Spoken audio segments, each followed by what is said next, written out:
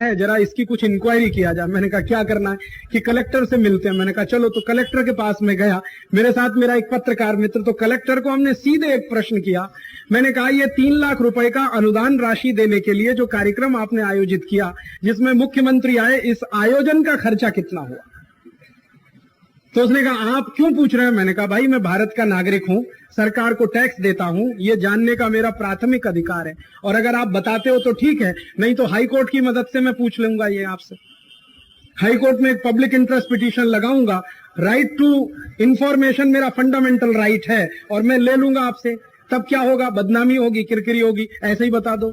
तब उसने कहा कि देखिए 3 लाख रुपए का अनुदान राशि देने के लिए जो कार्यक्रम आयोजित हुआ है, इसमें 27 लाख रुपए खर्च हो गया। ऐसे हिंदुस्तान में पैसा खर्च होता है। इसलिए ये देश गरीब है। देश इसलिए गरीब नहीं है कि हमारी जनसंख्या बढ़ गई है। देश इसलिए गरीब है कि हमारे खून पसीने की कमाई का पैसा हमारे ही देश के नेता जिस बर्बादी से खर्च कर रहे हैं, या तो घूस लेकर, या रिश्वत लेकर, या भ्रष्टाचार करके, नहीं तो अपनी पगार लेकर, नहीं तो तमाम दूसरे तरीकों से खर्च करके, उसी ने हिंदुस्तान को डुबो दिया है। आप शायद जानकर हैरान हो जाएंगे, भारत देश की सरकार दुनिया में ऐसी सरकार है जिसकी आमदनी उसके खर्चे से बहुत कम है। भारत सरकार का एक दिवस का खर्चा जानते हैं कितना है?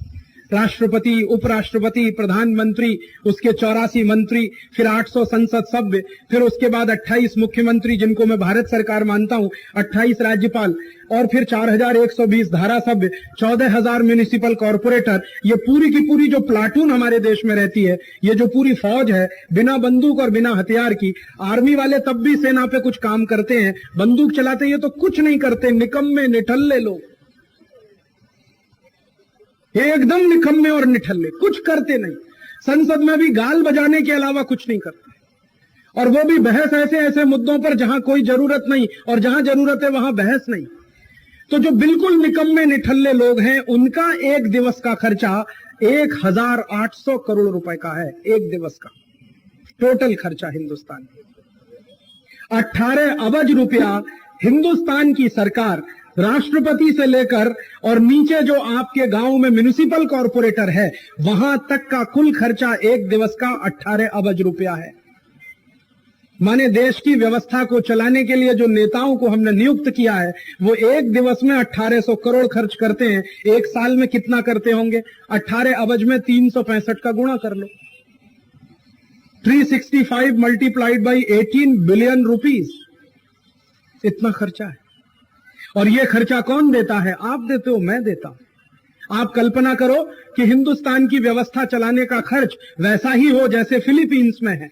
मैंने आपसे कहा कि फिलीपींस का राष्ट्रपति सवेरे 7 बजे से 10 बजे तक खेत पे काम करता है, अपनी जीविका के लिए खुद कमाता है, 10 बजे ऑफिस में आके बैठता है, 5 बजे तक राष्ट्रपति होता है, शाम को 5 बजे जाकर फिर खेत पे काम करता है, फिर अपनी जीविका चलाता है। अगर यही कायदा, यही नियम हिंदुस्तान में हो तो, कि हर एक नेता को अपनी जीविका चलाने के लिए मेहनत करनी पड़ेगी, और नहीं कर सकता तो उसको जरूरत नहीं है नेता बनने की। हम तो नहीं कहने जा रहे हैं कि आप नेता बनिए हमारे। और हिंदुस्तान की बड़ी विचित्र व्यवस्था है कि इस देश में जिस आदमी को आप किसी स्कूल में पटा वाला नहीं बना सकते, क्योंकि उसके पास 4 क्लास पास का सर्टिफिकेट नहीं है, उसको आप मुख्यमंत्री बना सकते हैं गुजरात का, उसको आप हिंदुस्तान का फाइनेंस मिनिस्टर बना सकते हैं, उसको हिंदुस्तान का प्रधानमंत्री भी बना सकते हैं, राष्ट्रपति भी बना सकते हैं। माने जिस आदमी में स्कूल के पटावाला होने की लायकियत नहीं है, वो हिंदुस्तान का राष्ट्रपति हो सकता है। बड़ा विचित्र देश है ये। जो आदमी कहीं दुकान नहीं चला सकता, जिसने जिंदगी में कभी व्यापार नहीं किया, उसको आप व्यापार मंत्री बना सकते हैं। जिसको फाइनेंस का ABCD नहीं आता, उसको फाइनेंस मिनिस्टर बना सकते हैं। जिसको कुछ नहीं आता, उसको चीफ मिनिस्टर या प्राइम मिनिस्टर बना सकते हैं। बड़ा विचित्र देश है। दूसरों से हम बात करेंगे कि गुणवत्ता को देखना चाहिए, क्वालिटी को देखना चाहिए। मैं लोगों से जब चर्चा करता हूं कि स्वदेशी वस्तु को वापरो, तो कहते हैं स्वदेशी वस्तु में क्वालिटी नहीं है। इन नेताओं में कौन सी क्वालिटी है जिनको आप सिर पे बिठा के रखते हैं? आप बताओ, किसी एक में कोई क्वालिटी है?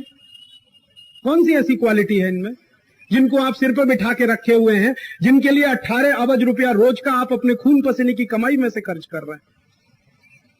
इतना सारा पैसा जो हम प्रशासन व्यवस्था पे खर्च करते हैं, अगर यही पैसा गरीबों पे खर्च करना हम शुरू करें, बेकारों की फौज पर खर्च करना शुरू करें, हिंदुस्तान की गरीबी बेकारी का प्रश्न 5 बरस में से मिट सकता है।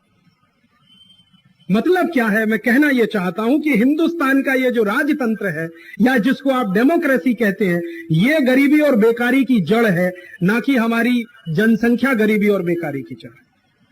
जनसंख्या को दोष मत दीजिए, लोगों को दोष मत दीजिए, व्यवस्था खराब है हमारी, लोग खराब नहीं है हमारे देश में। लोग तो इतने अच्छे हैं, शायद ही दुनिया में कोई देश में मिले। इतने अच्छे लोग इस देश में, कभी भी टैक्स बढ़ जाए चूं नहीं करते, कभी भी बिजली का भाव बढ़ जाए चूं नहीं करते, कभी भी रोड टैक्स बढ़ गया चूं नहीं करते, और रोड टैक्स ऊपर से देते हैं और टोल टैक्स और देते हैं। बड़ा विचित्र है ये देश। मुंबई से आओ अहमदाबाद तक तो रास्ते भर में कितनी जगह आपको टोल देना पड़ेगा वो तो है ही, और रोड टैक्स और देना वो है अलग से।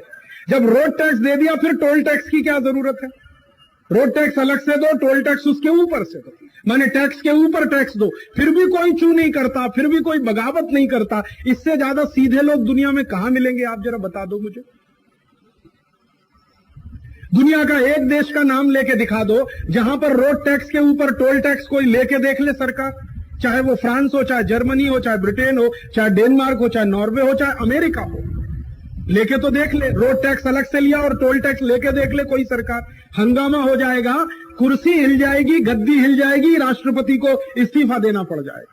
लेकिन ये हिंदुस्तान की ही प्रजा है कि टैक्स पे टैक्स लगाते जाओ, लगाते जाओ, लगाते जाओ। चाहे व्यापारी हो, चाहे उद्योगपति, चाहे साधारण किसान हो, चाहे मजदूर, हर एक आदमी टैक्स देता जाता है, देता जाता है, देता जाता है। बस ये मान लेता है कि हमारी किस्मत ऐसी है, हमको भगवान ने ऐसा ही कर दिया, हमको भगवान ने वैसा कर दिया।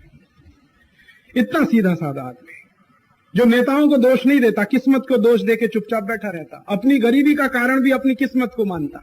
ये नहीं मानता कि ये खराब व्यवस्था मेरी गरीबी का कारण है।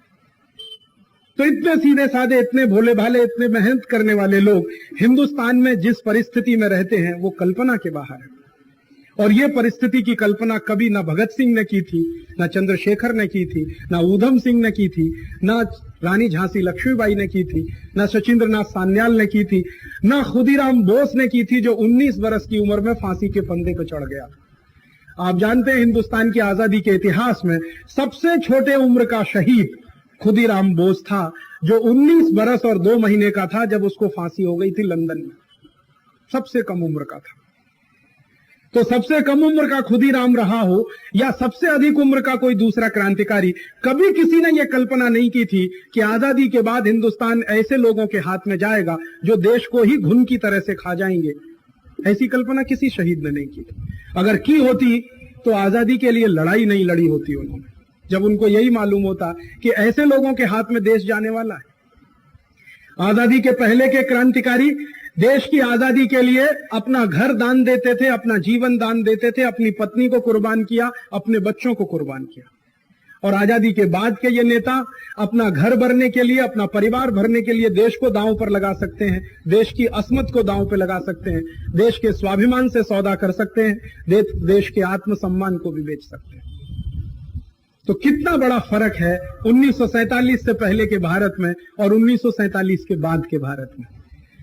इसलिए मैं कई बार तो लोगों से कहता हूं कि आजादी आई है लेकिन वो कहीं खजूर में अटक गई है। गिरी जरूर लेकिन खजूर में अटक गई, हम तक नहीं पहुंची हो। आजादी हमने कहां देखी? हम तो वही भ्रष्टाचारी भारत देख रहे हैं जो अंग्रेजों के जमाने में था। मेरे पास 1930 के कुछ दस्तावेज हैं। 1930 में हमारे यहाँ संसद चला करती थी और संसद की यही बिल्डिंग हुआ करती थी जो आज भी है। 1930 के दस्तावेज हैं जिसमें भारत सरकार ने बजट पेश किया। भारत सरकार माने अंग्रेजों की सरकार। तो अंग्रेजों का वायसराय बजट पेश कर रहा है। 1930 की घटना बता रहा हूं आपको। 27 फरवरी 1930 का दिन संसद में बजट पेश किया जा रहा है। तो बजट क्या है वो आपको बताता हूं। 130 करोड़ रुपए का बजट है। आप जरा ध्यान से सुनना, 1930 के आंकड़े हैं। 130 करोड़ रुपए का टोटल बजट है, जिसमें से 110 करोड़ रुपया पगार का खर्चा है। 1930 की बात बताता हूं यार। तो जब अंग्रेजों का शासन चलता था तो 130 करोड़ के बजट में 110 करोड़ रुपया पगार का खर्चा होता था। अब काले अंग्रेजों का शासन चलता है, आप देख लो, 3.5 लाख करोड़ के बजट में या 3,80,000 करोड़ के बजट में 80% खर्चा पगार या